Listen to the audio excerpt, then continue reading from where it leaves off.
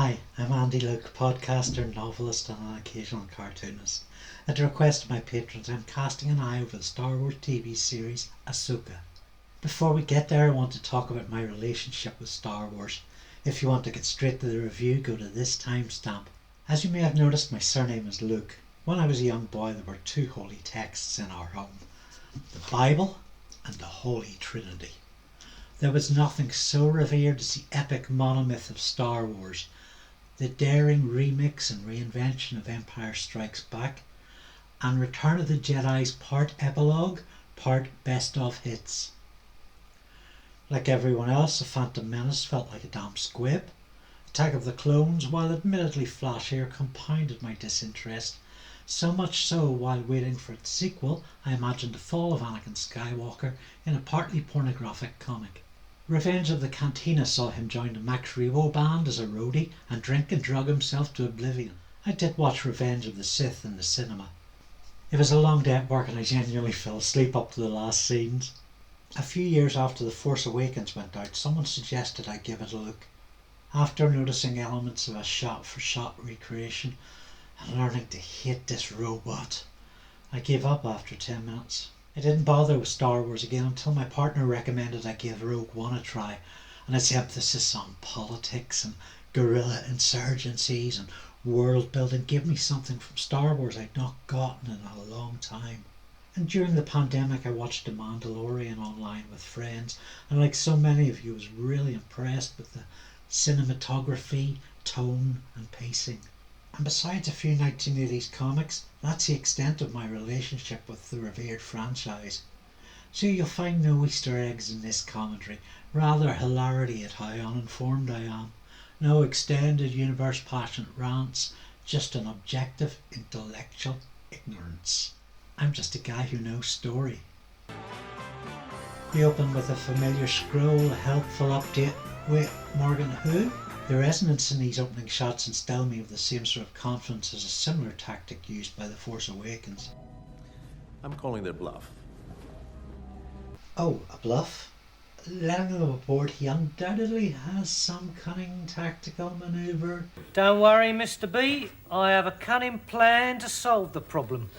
Maybe these dish heads have fingers on the triggers under their capes, or maybe they don't. Get RD3 to scan these imposters for identification. I know, it hasn't been the same since Brexit. That bleeds.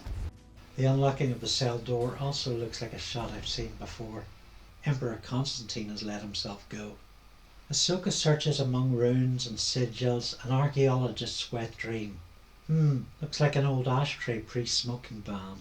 Ahsoka's debut has a fair amount of posturing, skulking about and wearing oblong coats. It's a moody goth aesthetic many of us old-timers got over in the 1980s. Or the 1990s. Or the 2000s. And I have to ask, why does a robot need a cape? Is it neck strain because of the heavy backpack? These are not fashion-conscious robots. Oxfam would bin a bag of these capes.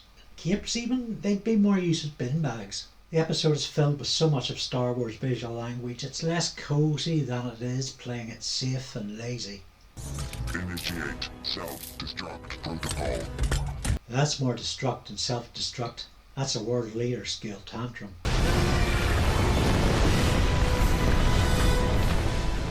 And this looks like one of these toys in a ball you get from grabber machines at amusement centres. Oh, okay. I've got some Easter egg commentary. A lot of this is very similar to what I saw in The Mandalorian, but not in a good way. And while the direction and cinematography is superb, a lot of the characters are just there. So we're in the briefing room. Why do they have these long fat tentacles, and why does Ahsoka have 2 and General Syndulla have 3?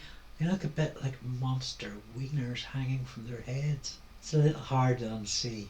You're welcome, floppy parsnips. This one holds the secret Morgan's after.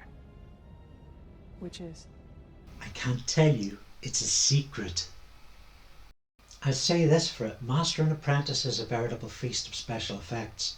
It looks pretty and marvellous. Commander Sabine Wren.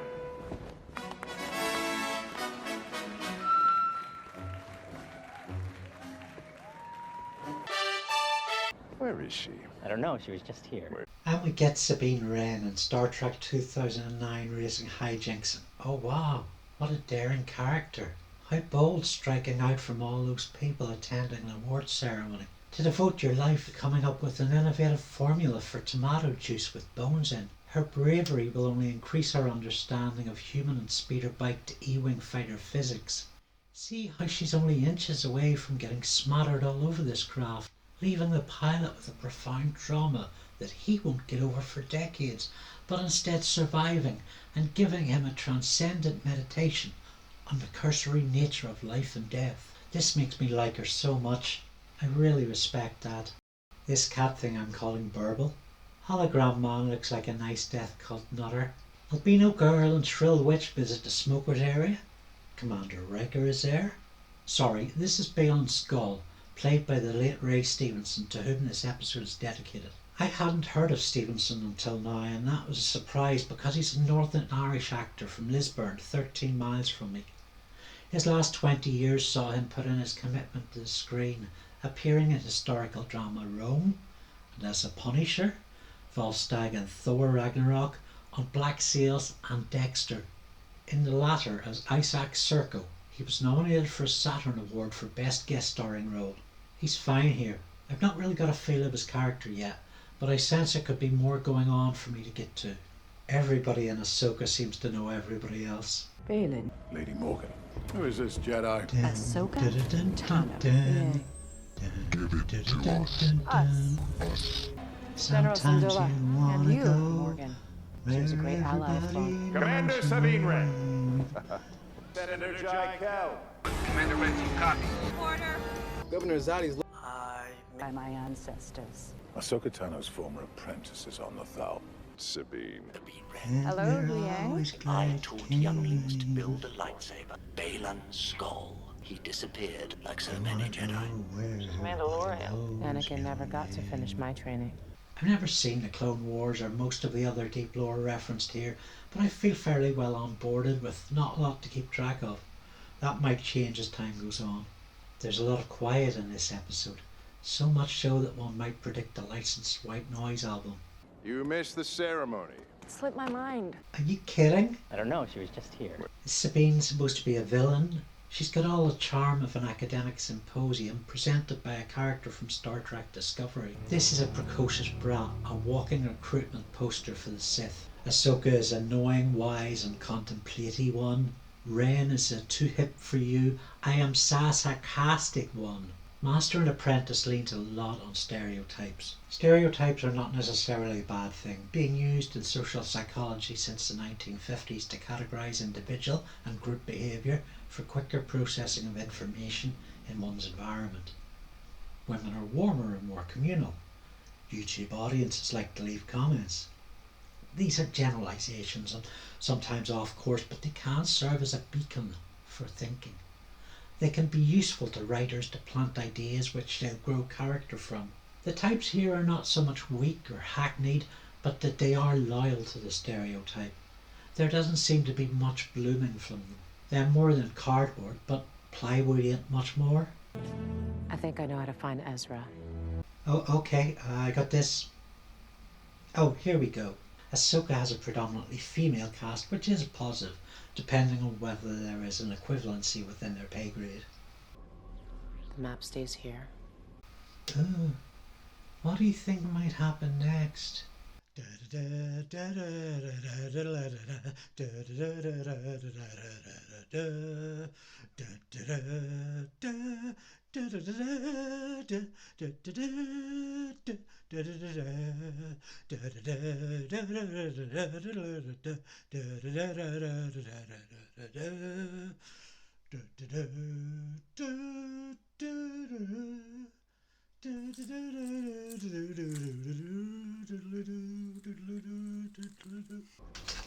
map stays here.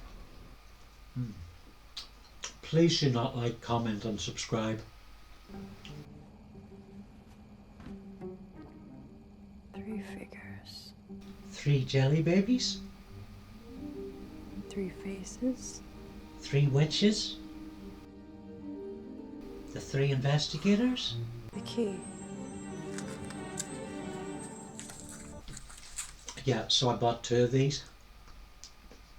Something Strange in Your New Republic. She's publishing a Ghostbusters fanzine? So the Witcheress and the robot's assault on Sabine's bedsit is a fairly standard action sequence. Moving to her private runway. Well, I assume it's private, otherwise that's a very noisy place to live. We get a professionally choreographed sequence with, oh, lightsabers again! Yay! Both actresses express well their characters' confidence and amateurishness respectively. See, I told you Star Wars is holy. The thing is, I didn't hate it. There's nothing here worth getting toxic about or angry. I'm just meh. Is this all there is? Maybe because I watched this at a lower volume than I commonly do, but probably not. Episode 1 felt like paint dying. The story is mostly talking heads or not talking heads.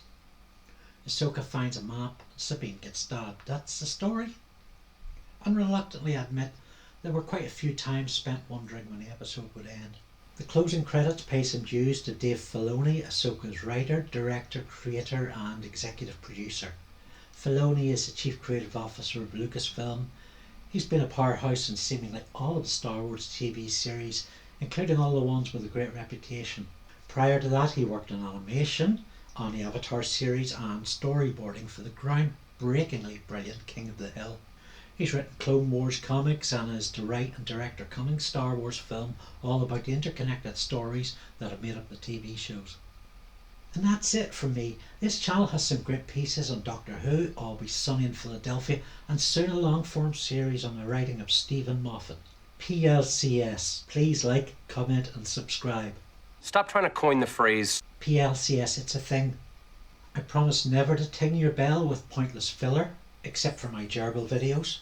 They're just ridiculously indulgent. You can also pay it forward with tips through Ko-Fi. Pick up one of my novels like activist sitcom Occupied, or sign up to my Patreon to get these reviews weeks before they go public. That starts at £1 a sub, and with 7 years worth of comics, prose and more creativity to choose from. Wishing you helpful maps ahead.